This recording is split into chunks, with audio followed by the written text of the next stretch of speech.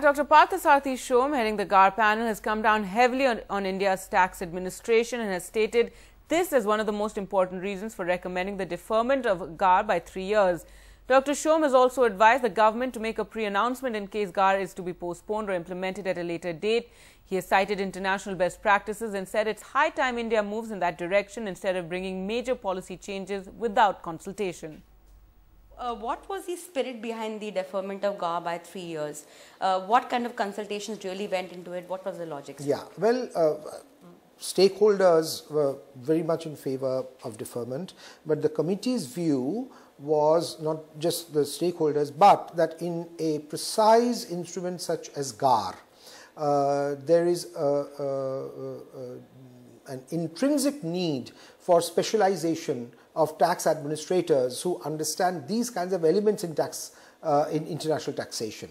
And so we felt that this kind of a period of intensive groups of training, making structural changes within the administration which will allow people to specialize and remain in these kinds of areas. For example, in Canada, the commissioner, who's the head of the service, once told me that after 12 years, he feels confident that one of his officers knows the subject. Ready for GAR. That's right. So not just GAR, international taxation on the whole. So, I mean, that is common practice internationally, and I think we have to, if we internationalize our own tax administration, then we have to do some things comparable. You've also said that it should be announced right away. Also, what I'm saying is that the date of implementation. Date of implementation. So that there is no uncertainty about it. The government does it. And the other side of the deferment is that the investors and also tax advisory firms and so on, they have to get used to a sudden change in the regime of tax avoidance and anti-tax avoidance.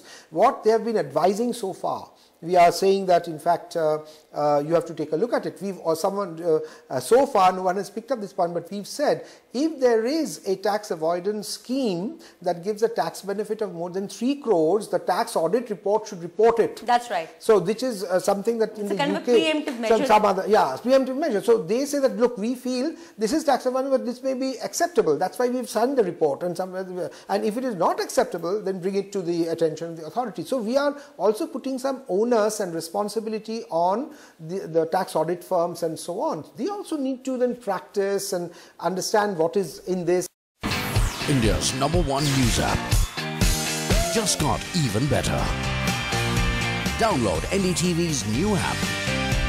Fully optimized for retina display. Full screen view. Faster response time. And Sudoku. NDTV's new iPad app. Download now.